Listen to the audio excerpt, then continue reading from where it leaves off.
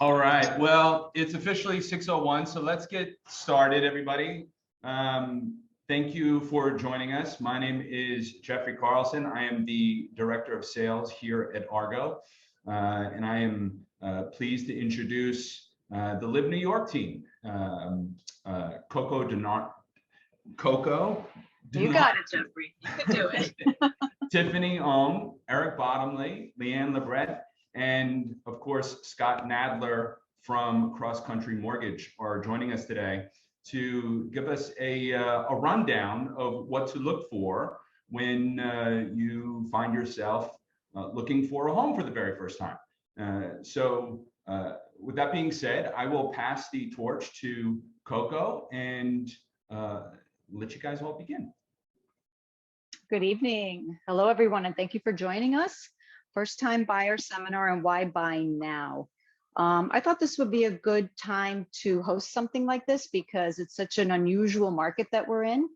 And I'm sure that a lot of people have questions. We've gotten a lot of phone calls as to why is it called a buyer's market, with the interest rates where they are, with inflation and talk of looming recession. Are people buying? What is going on? And in fact, they are. Just last week, we had 141 contracts signed, about 17 of which were very high end, around $11 million, but the rest were meat and potatoes buyers that are financing and making good deals, taking this chance as an opportunity and really finding the right place for them now. So why is it a buyer's market? Well, there's a lot less people out there participating in the market. So you have a lot less competition vying for those properties that just a few months ago were getting multiple bids well above the asking price. Prices have come down. We've seen about 5 to 15% reductions in prices depending on the property and the property's location. And we still feel like there is a significant amount of more negotiability, especially in the coming months. Inventory is steadily increasing now with the new year. Little by little, each day, more properties are coming onto the market, so you have more to choose from. And yes, they are being financed. There's a lot of uncommon creative mortgage opportunities out there that you may not have heard of. A lot of people just stick to the 30-year fixed, but I've never had a 30-year fixed mortgage with all of the properties that I've traded. I prefer a 7-year ARM where the interest rates are a little bit lower. So tonight, we're going to hear from a few people, one of which is my personal mortgage broker, Scott Nadler with Cross Country Mortgage. He's going to talk to the mortgage climate. He's going to talk about these creative mortgage options that I and a lot of these buyers that are out there are using. And then we're going to talk about, do you qualify? Can you participate in this buyer's market? And Eric Bottomley of Live New York is going to take you through the numbers. How do you qualify? How do banks qualify you? How do co-op boards qualify you? So we're going to have Eric take you through that as well. And finally, we're going to have Leanne, who's going to take you through the buying process, the hunt and to the closing table. The hunt is the fun part. That's where you look at property and you search and you negotiate, and she has a very thorough way of handling that, and she could take you through that as well. Throughout the entire evening, there will be opportunities to ask questions, so don't hesitate to go into the chat and submit your question. We will have little breaks in between each speaker to address them, and I hope this is going to be a good night for you to pick up some valuable information and see about your home ownership in the future. Okay, so without further ado, Scott, can you start discussing what is going on in the mortgage market? If you could predict a little bit, that would be very helpful, and talk about those creative options that buyers are using to take the opportunity of this market today. Absolutely. Hi, everyone. It's great to be here. For those that are live and for those that will be watching this later, you are separating yourself from the competition. It's never too early to start. So the fact that you're doing this now is really smart. Buying a home, getting a mortgage is an emotional process. And I think when emotions run high, intelligence runs low. And if you can prep yourself early, it's really, really smart. I had a client that I was working with recently who started the process very late. They were working with a different lender. They got declined, had to move over to us, and they had to liquidate money from their 401k to get the deal done, selling funds at a loss. It cost them time, money, just because he didn't do something like this. So the fact that you're here is great. I commend everyone. As far as what's happening in the market, inflation is the #1 driver of rates, bar none. As inflation goes up, rates follow. As inflation drops, rates drop. So as we've seen over the past year, inflation has just been on the rise. 2022 was an outlier year. Inflation rates were at 40-year highs. And as a result, we saw rates from December of 2021 until May of 2022 jump by 2.5%. That's never happened before, ever. So the pace at which rates rose drove a lot of people out of the market, because I would speak to a client in December or January and we'd go over their monthly payment. And then fast forward, they were jumping into the spring buying season. We'd go over their payment again, and it just jumped up by $500 or $1,000, in some cases $2,000 a month. Naturally, that again drove people out. Since then, rates have come down. And really since November until now, rates are down 1%. So we've seen a shift. And there's a bit of a misconception here. So the main reason we've seen a shift is because the Fed has been raising their rate. And I'm sure you've heard this, and people write articles. We see articles about this on Bloomberg and CNBC that when the Fed raises rates, mortgage rates are going to rise also. That is not true. And what people need to understand is that the Fed rate is what the Fed is the rate that the Fed sets for banks to charge each other. And it's a 24-hour rate. Mortgages are for 30 years. So it's a totally different market.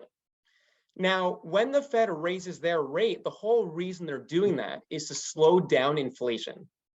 And as I mentioned earlier, inflation drives rates. So if the Fed is raising rates to slow down inflation and inflation starts to come down, then rates come down. And that's what we've seen. So even though the Fed continues to raise rates, again, we've seen a sharp decline really since June, but a bigger decline really since November, which makes sense because it takes time for these interest rate hikes by the Fed to make their way through the economy. So these are good things that are happening. I mean, look, it's kind of a double-edged sword because the economy's not in such a strong place overall for the country. New York is pretty strong though, always. New York kind of insulated. We're sort of in our bubble here. So for those reasons, now is actually looking to be a really attractive time to buy because of this massive shift in rates. Now, Coco wanted me to look into my crystal ball and predict what's happening. And if I could really do that, I'd be doing this Zoom call from my yacht right now. Yeah. And I'm not. But with that being said, again, the Fed has kind of tipped their hand. And we know that they're going to continue to raise rates a little bit, or at least the main focus is going to be on bringing inflation down. And again, as inflation comes down, rates are going to follow. The inflation readings come out once a month. So the next couple readings, it's really unclear as far as what's going to happen. And we think there's going to be a good amount of volatility. But towards really April, into May, into June, for many different reasons, and we could talk offline if anyone wants to go into great detail. I geek out on this stuff, so if you want to call me and pick my brain and talk about it, I'd be happy to. But towards, the end of the first quarter of this year, towards the end of this year, we're expecting rates really to be even 1% lower from where they are now. And there's a lot of data to support that. So right now, if a standard 30-year fixed is going to be right around somewhere in the low sixes. So figure like 6.25%, maybe 6.125 for standard 30-year fixed. It's not that long. We're expecting rates to be somewhere in the lower fives, at least mid to lower fives in the not too distant future, which is really attractive. Now, to Coco's point also, there are more products out there than the products that typically get advertised. A 30-year fixed is the most common mortgage product out there. Why? Because it's the easiest product to understand. It's also, dirty little secret, the product that banks make the most money on. Why? Because it has the highest rate. Banks know full and well the odds of you holding on to the same mortgage for 30 years is slim to none. So they will push it and advertise it because it has the highest rate. But there are other programs out there that are customer-friendly programs that are attractive. So as Coco mentioned, there are programs called ARMs, which stand for Adjustable Rate Mortgage. These are all 30-year loans that are just broken up a little bit differently. So as an example, if we take Coco's favorite product, a 7-year ARM, again, it's a 30-year loan, but the first 7 years, the rate's fixed. So from now until 2030, the rate's not going to change. If you wanted to refinance, if you wanted to pay off the loan, if you wanted to sell the property at any point in those 30 years, you can do so. There are no penalties for that. Starting in the 8th year, going forward until the 30th year. So from the 8th year, the 9th year, the 10th year, the rate's going to change every year. We have no idea what the rate is going to be in those subsequent years. But upfront on day one, we do know the maximum. So we know your cap, we know the ceiling. So you'll know on day one before you close what the worst case scenario is for that loan. And we were actually talking about this yesterday, how you assess risk. I'll talk to clients all day. We'll go back and forth between these two products, be it a 30-year fix and an ARM, and what makes the most sense. And they'll say, look, I love the idea of the ARM. It's going to save me money. The rate's lower, but I like the stability of the 30-year fixed. I don't want to wake up in 2 years and think, oh my God, my rate's going to reset in 5 years. What am I going to do? And ultimately, an ARM is not for everyone. So if a 30-year fix allows you to sleep better at night, great. But one thing we will do is show you the differences in the monthly payments between the ARM and the fixed. And let's say that monthly difference is $500 a month. Over a 7-year period, that's $42,000 in savings by taking the ARM versus a fixed. So even if your payment were to go up in the 8th year, again, assuming that you held on to that same loan for 7 years, what do you care? You just saved $42,000. Not to mention you can invest that money and have the money grow for you. So that's a way of turning your mortgage into an asset as opposed to a liability. We also look at statistics over a 100-year period. And these statistics are over all 50 states. And statistics show us that people will refinance, pay off, or sell every 6.5 years. In New York, it's even faster. So why pay extra interest to the bank that you're statistically probably not going to use? So again, those are the types of conversations that we can help you with and help guide you to make your payment affordable, and ultimately we'll dig into this a little bit deeper, but go into the entire process itself. This is a daunting process: buying a home, getting financing, going through a co-op board, all that stuff. This is why you have this team. We have a team here, and we're here to hold your hand from this first conversation until you get the keys to your new home. Right, Scott, thank you. And I want to touch on this a little bit because in New York, and after 26 years of buying and selling with my clients, the standard transfer rate is about 5 to 10 years. Somebody moves, they grow out of their studio, grow out of their 1-bedroom, downsize, buy the house upstate. So that's why a 7-year ARM has always been very attractive to me personally as some of my clients. But right now, you mentioned that there are rate buy downs that sellers and banks for the forthcoming future, 1 year to 2 years, can actually buy down a rate even further. So say you have a 7-year ARM, then you can also tag on another point rate buy down.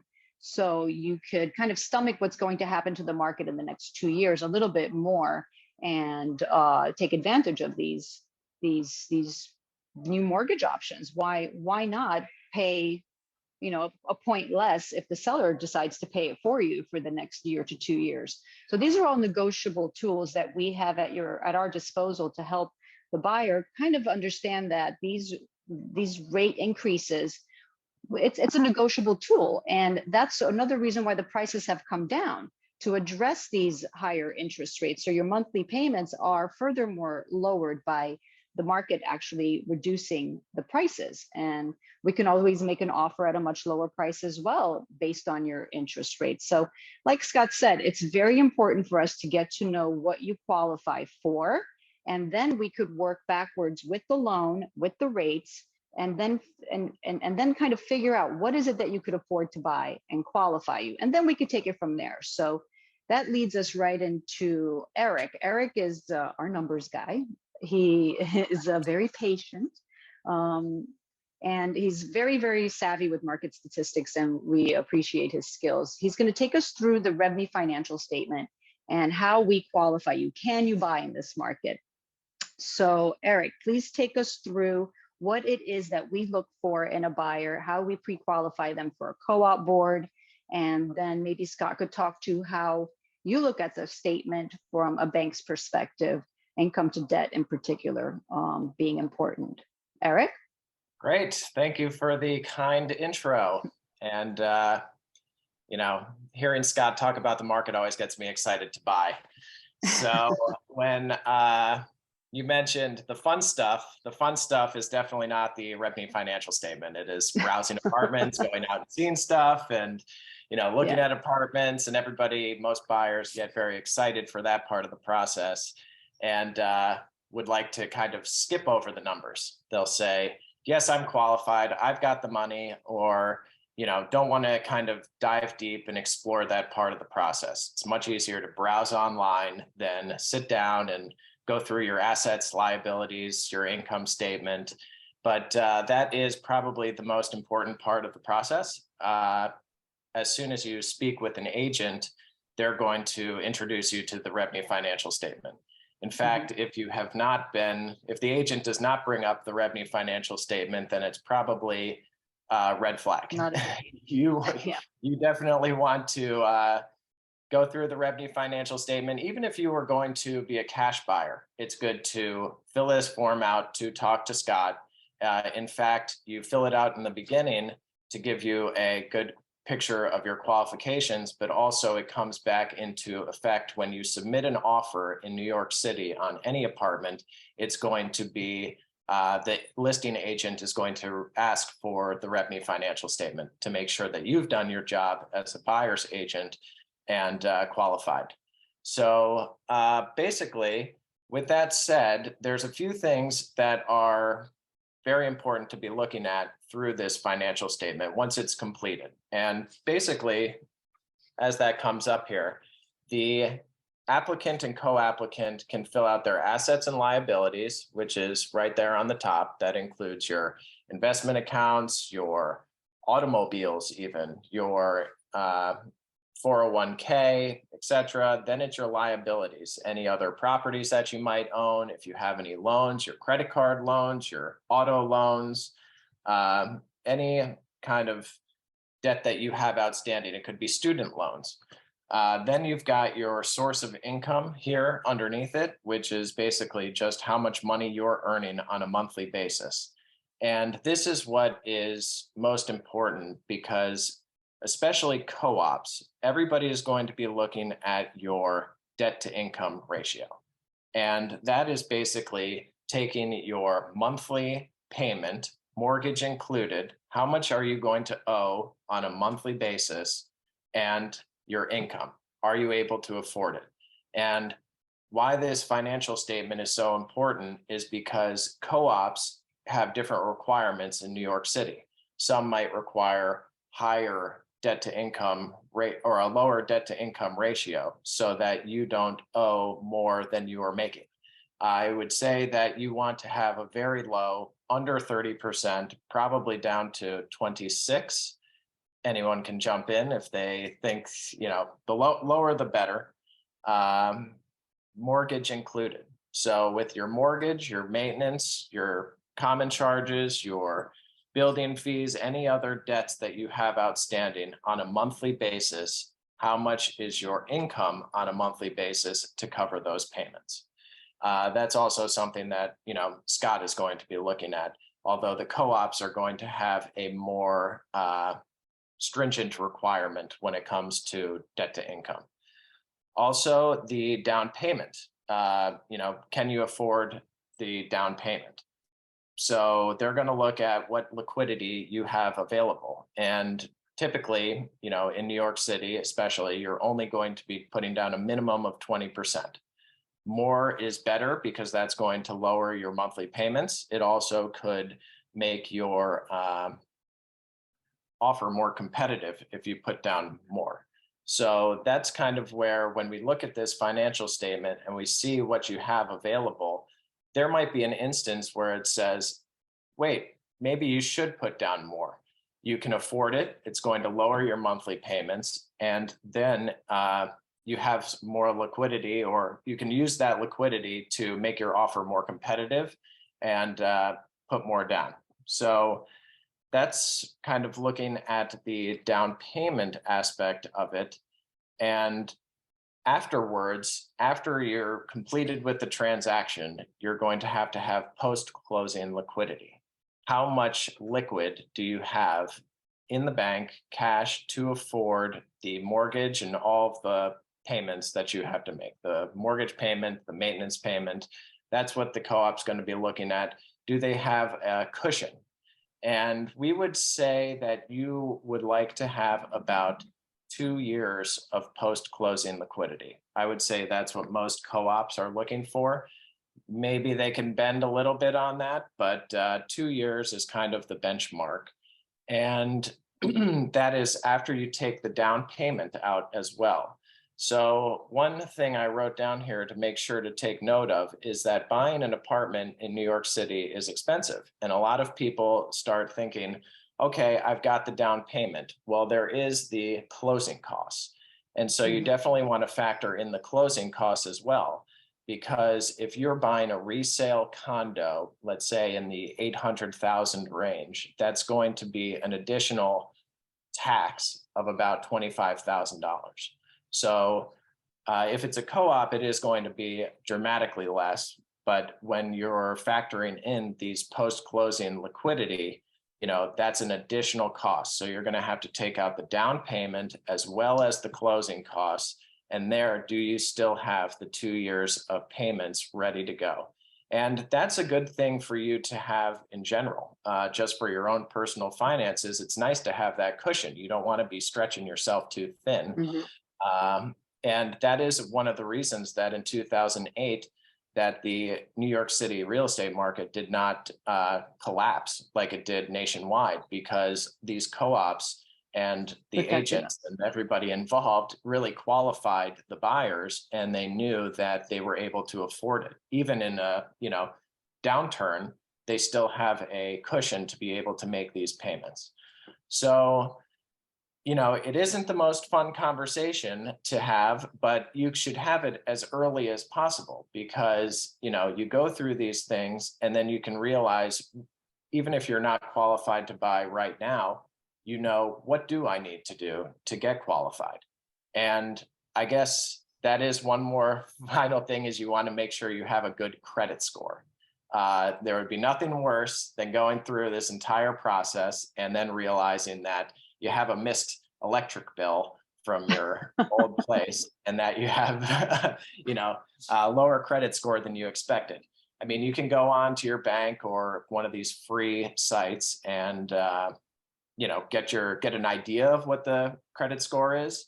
But once you've filled out this form with an agent and gone through it and kind of have an idea of what you can afford, we'll talk to Scott.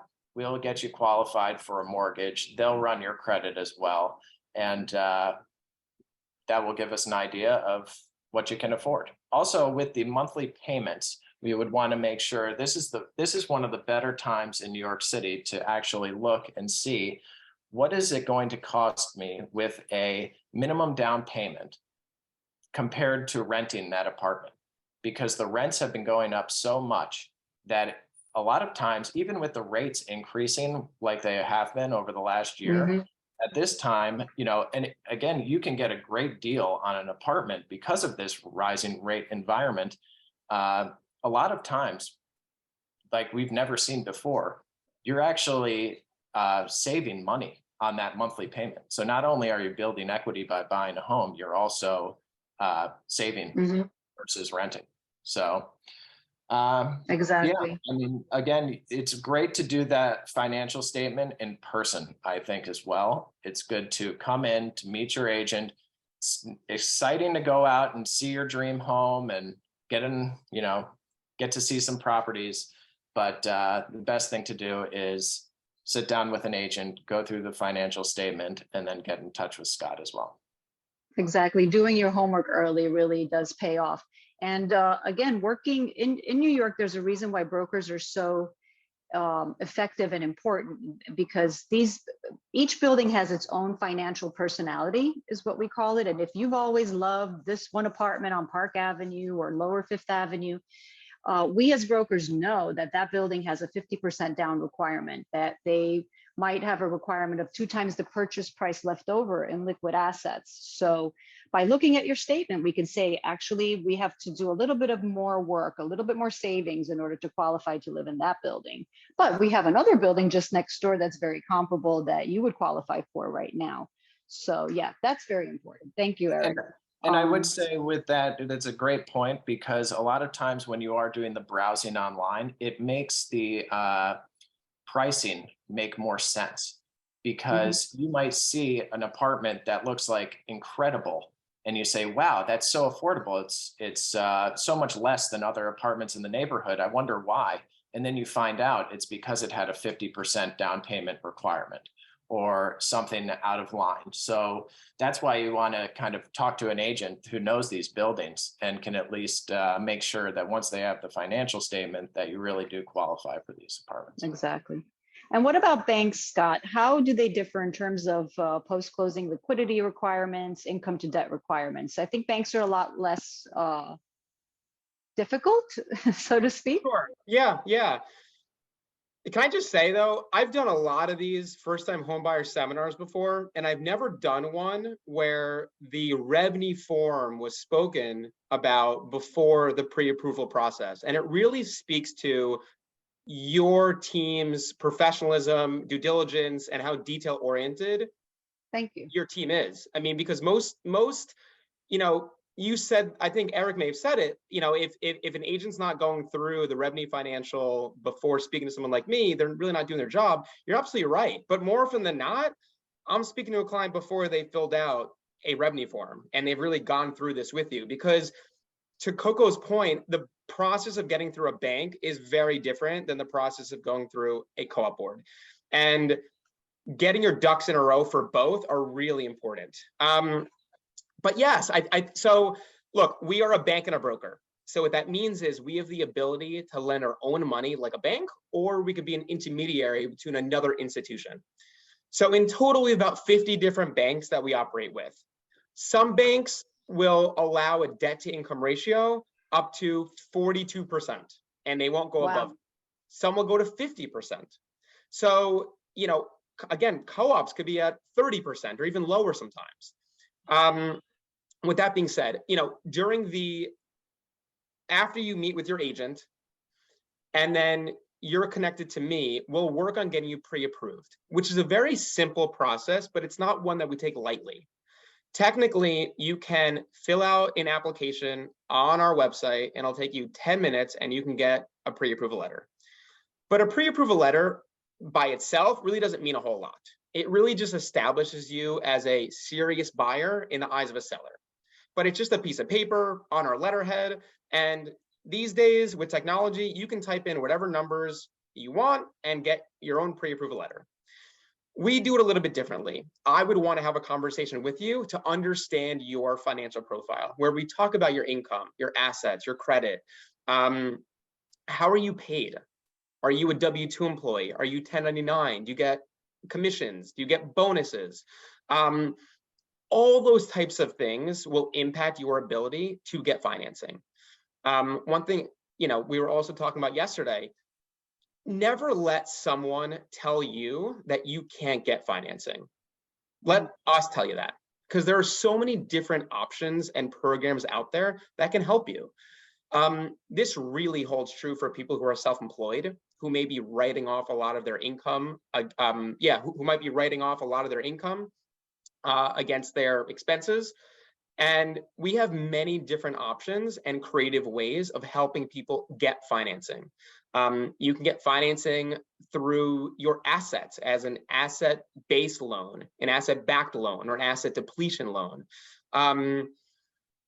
Gifts are allowed. So having a co-signer, co-sign with you for a loan, getting a gift from them, or having them literally be on the loan with you. So there are different ways of getting a deal done, and having that initial conversation allows us to uncover that and to anticipate any potential hurdles that we might encounter during the process. We want the process to be as boring as possible. We don't want any drama. So yeah, no surprises. No surprises. So we want to do as much due diligence up front as we can and do as much work so that when you are in contract, we're good to go. Yeah. And it's never early enough, it's never early enough. If you're not prepared right now, we realize that you don't have enough liquidity to really kind of get into your dream apartment, 2-bedroom, 1-bedroom, whatever it is. At least you'll know, and then you could put away a little bit more liquidity, maybe skip that vacation this year to see this dream come true. So talk to one of us, talk to us as soon as possible if this is something that you really want to take advantage of. But say you are qualified, you've been through the process, we've seen your statement, it looks like this is what you could afford. Now what do you do? So is that property out there for you? So that's where we come in again. And I'm going to bring in Leanne right now to discuss how to find this property. What is it that we do to zero in and hone in on the right home for you? What is our process in doing that and getting you to the closing table? So Leanne, are you with us? I am. Can you hear me? Yes. All right. Hi. Great. So now that we covered the financials and we know what we need and what we can realistically afford, we're going to start the fun part, the hunt. So generally speaking, in New York City, the process can take at the minimum about 3 months and average about 6 months. So this is obviously if you're serious and you're ready, you know what you want, you sat with us, we figured it out. Beginning to end, it takes a while. So you have to be realistic and know that this is not going to happen overnight, and that's okay. The first thing that we're going to narrow down is your location, because that is usually the most important thing for people is location, location, location, location. They want to be either close to work, or maybe they don't want to be close to work. They want to be far away from work. You want to work from home. Does any of that matter? So we're going to narrow it down. We're going to figure out how important is the location for you and how flexible are we with that? Can we expand the search a little bit? Maybe the location that you want isn't exactly in your price range. Are we okay with opening that search up and looking maybe in a neighboring neighborhood, maybe not exactly the one you wanted, one next to it, below it, above it, whatever it is. We're going to talk about your 5 to 10 year plan. What are your thoughts? Do you have kids?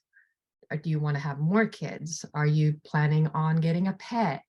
Are you hoping to stay in this apartment for the long run? Or is it just like a short-term situation where you want to buy something, maybe rent it out after for a couple of years? We'll talk about the plan. So it gives us a better idea of what to help you with, what to look for. Then we're going to create a wish list. The wish list is going to be your must-haves. What are the things that you absolutely are not willing to negotiate about? And what are your would like to have? So for example, your must-haves are must have a doorman. It must be a 2-bedroom at least. It must be on a high floor. 3 must-haves. And it must be quiet. You really want a quiet environment. You don't want to be on a main avenue where ambulances are constantly blaring. What are your would be nice? Would be nice if it has a washer dryer. Would be nice if there's 2 bathrooms, not just one, but one is okay. I can deal with that. Those are some of the would-be nices.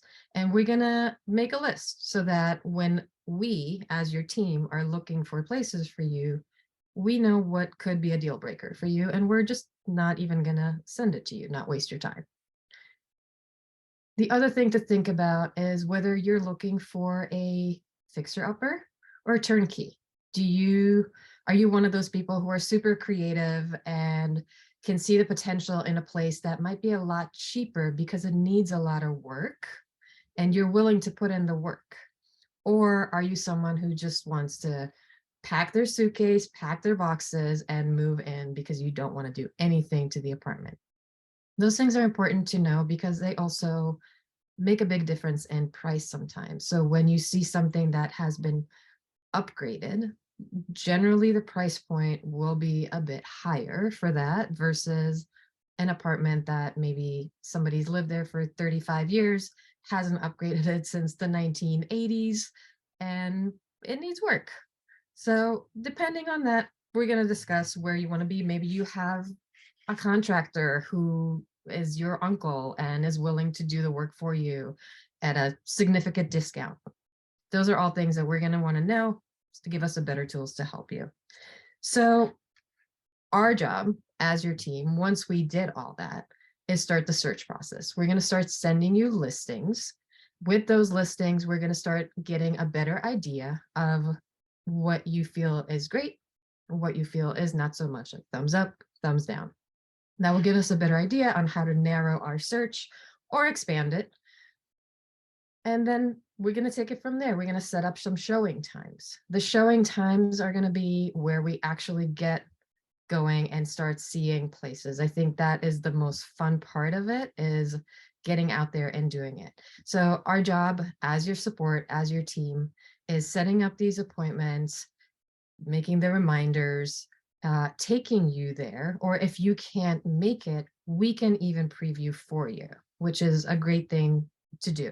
So sometimes you're stuck at work, you really want to go see a place, you're afraid that it might get taken off the market quickly because it's so great. We'll go check it out for you, because at that point we should know exactly what it is that you're looking for, and we can kind of have a good idea when we walk into a place right away whether you're going to love it or you hate it. And we can video you, we can communicate with you whether we think this is important that you go see it or maybe not so much. The other thing that we're going to do for you is we're going to preview some of these buildings ahead of time. So because we have a lot of experience and we've been around and we know the city inside out, such things as financial issues, tough boards, bad locations, we can kind of see that upfront for you so that we don't waste your time. If you say, for example, we know how it is, you're going to go on Street Easy, you're going to do your own searches, and you're going to send us options as well. But we can review that and we can say, you know what, based on your criteria, based on your financials, based on your must-haves, this might not be the right place for you. Do you still want to go see it? We're avoiding you falling in love with a lemon. Basically, that's our goal.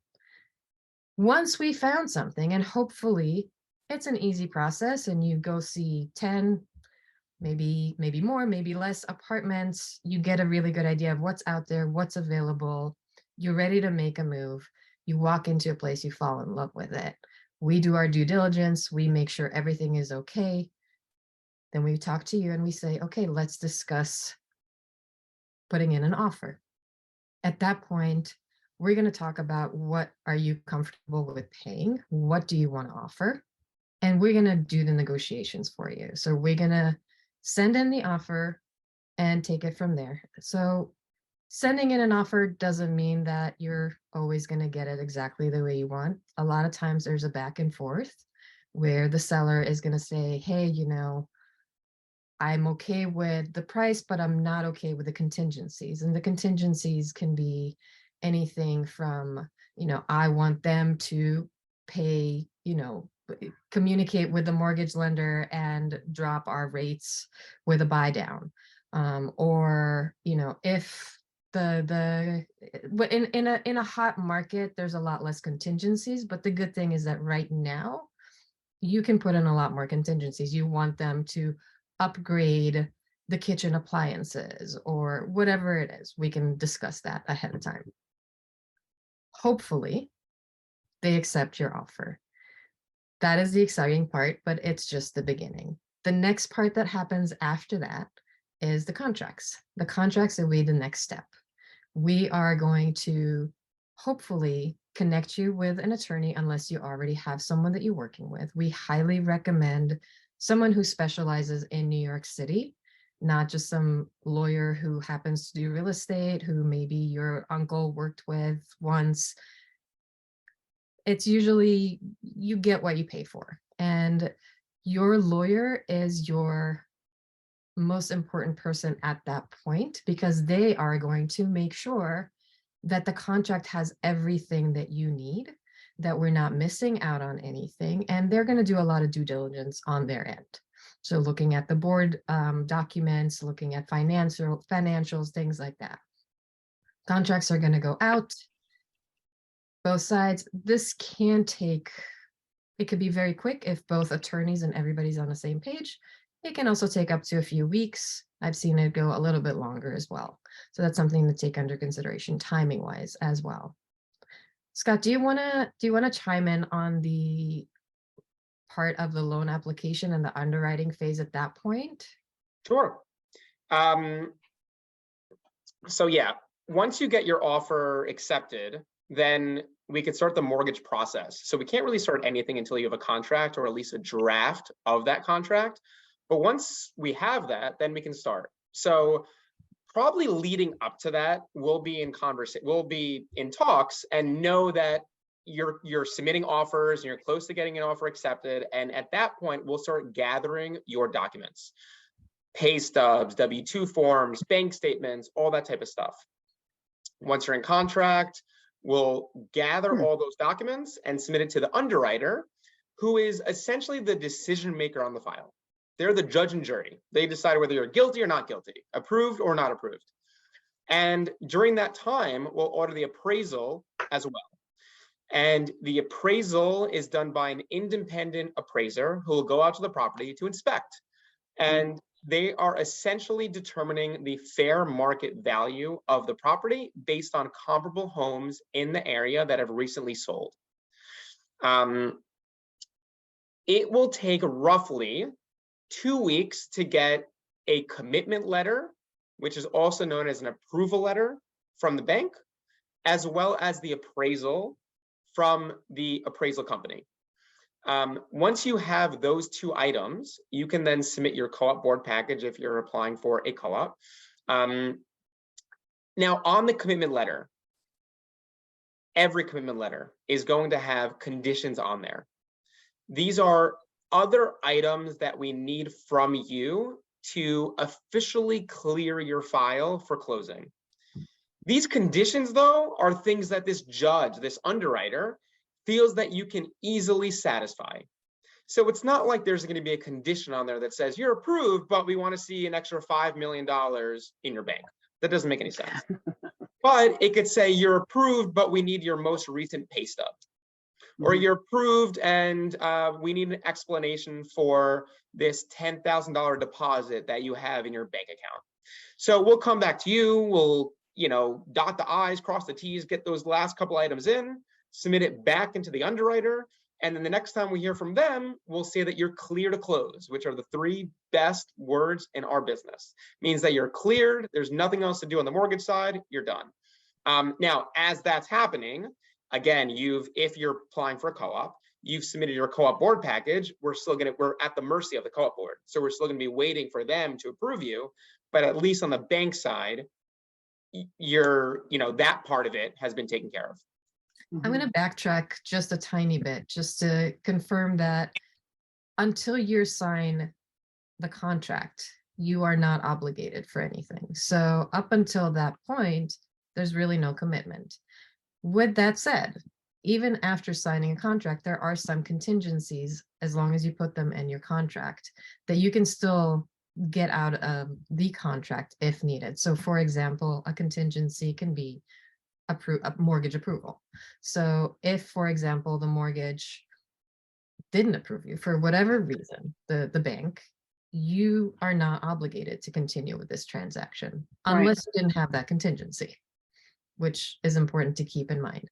Some things that can happen is the appraisal might come in lower than what we offered and what they accepted. Our job is to make sure that when we put in an offer, we run the comps. We make sure that whatever we're putting out there makes sense. Sometimes you're going to get an appraiser that is just not great and they're not really looking at all the numbers properly. Mm. It's not going to match the work that we did. So that is unfortunate. There's going to be a couple of We could options. fight that though. So like Yeah. you guys do a lot of work up front to ensure those things don't happen. But if an appraisal comes back and it has comps that you're thinking, why would they use this comp? Like it doesn't makes no sense. We can fight it. And if we make a compelling argument to say you're using a comparable home that is not comparable to our subject property, we can fight it. And oftentimes, if we're doing our work up front, which I know your team does, that is the best defense against one of these incompetent appraisers that doesn't understand the area or doesn't understand that specific property. Now, Right. Sorry to interject a little bit, when we represent sellers, we go to every appraisal and we provide the actual comps to that appraiser because we want to ensure that they get that price. So we do the same thing on behalf of the buyers just well before we go to contract because we want to make sure that that price does stand. But you're right, as soon as an appraiser comes in and if they really are not experienced in that location, we have had issues and we were able to negotiate the price down on behalf of our buyers. So it's an opportunity as well. Yeah, it really depends. And like, if the difference is kind of minimal, there's a few things you can do. You can try to negotiate it down. If the seller is really adamant that they don't want to bring it down, you can decide if you really love it and you don't want to walk away, you can pay the difference out of pocket, or you can decide to walk away. Those are a few options that you have at that point. So yeah, so the next step that is going to happen, like Scott said, you get the thumbs up from the mortgage broker. We're good to go. We have already submitted all your documents to the board. They reviewed everything. We make sure that whatever we submit, we go through everything with a fine-tooth comb. We make sure we're not missing anything, that everything that they need is there. We review it with you. We walk through the whole process with you. And then hopefully the board says, great, thumbs up. We love this person. We would like to interview them. We would like to now meet them. That generally means that unless something really crazy happens, you're pretty much good to go. It's a procedure that they legally have to do this. You go in and you have an interview. It's basically like consider it a job interview. You're not there interviewing them or asking them questions. They're really there to kind of interview you. And we usually recommend to our clients to keep the questions to us and not really bring them up to the board. We will sit with you and kind of almost do like a rehearsal before that so that you are as prepared as possible for that important job interview, the interview where you're there to impress them and to kind of solidify the process. Generally, it's a little nerve-wracking for most people because you've just gone through this whole process and you don't want to mess it up. It's our job to prepare you as well as possible for that. When you go in, they'll ask you a bunch of questions. They want to get to know you. Dress well. Think about it, like I said, as a job interview, an important job interview for you. And once it's over, you're either going to find out right away because they'll tell you right away whether you're approved or not, or it could take about, a day or two at the most. That's usually when we hear back from the board, thumbs up or thumbs down. Usually I would say it's a thumbs up situation by that point. It's our job to make sure that it is. And the next step is going to be, once we have the board approval, the lawyers are going to communicate with each other, the bank lawyer, the seller's lawyer, the buyer's lawyer, and they're going to set up a closing date. And that's that. And that's where you go in and Pop some champagne and have some we have champagne. We're going celebrations. to do a and walkthrough. keys. We're gonna do Yes. a walkthrough, so either the day of the closing or a day before. We take you to the apartment, we do a walkthrough, we make sure everything that was in the contract is indeed there. So if the appliances were in a certain state, we make sure all the appliances work, make sure the sink is like the sink is draining, the bathtub's draining, everything is working properly. We do a quick walkthrough. It generally doesn't take very long. And Coco, for the most part, I would say we're okay with that. Like, yeah. And then Walkthroughs are, you'll find that something might be wrong, that the drain might not drain, but it's never stopped something from closing. There's always things that one can do, put money in escrow, have it fixed by morning.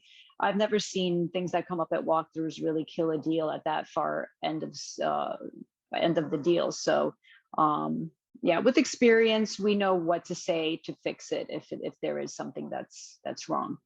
But that's about it, guys. That's the buying process. And to take away from this is, yes, there are a lot of steps, but for something to remember and take away from this is that if you have a seasoned team that has been doing this a long time, that know what they're doing, that know what can come up next, it really is fun. We really do have a great time seeing people's dreams come true, and the home buying process, and just to have your own home that you could say, this is mine, and you qualified for it. You've worked for a year to get to that point. It's a pleasure doing this. And just make sure that you contact the professional, speak to us, the sooner the better, and we can help you through that. Okay, does anybody have any questions? Let me go to this Q&A icon here, and I don't see any questions. I guess we did our job, guys. I think you guys are pretty thorough, very detailed, great work. Thank you, everybody, for your time, your diligence, and your professionalism as always. We're going to follow it up with an email with just some basic information about us and the Rebney financial statement, so you guys can look it over. And always feel free to contact us for more information, okay? Thanks, everybody. Thank you. thank Bye, you, everyone. everyone. Good night. Good night. night. Bye, guys. Thanks, Scott. Thanks, guys. Bye. Appreciate it. Pat.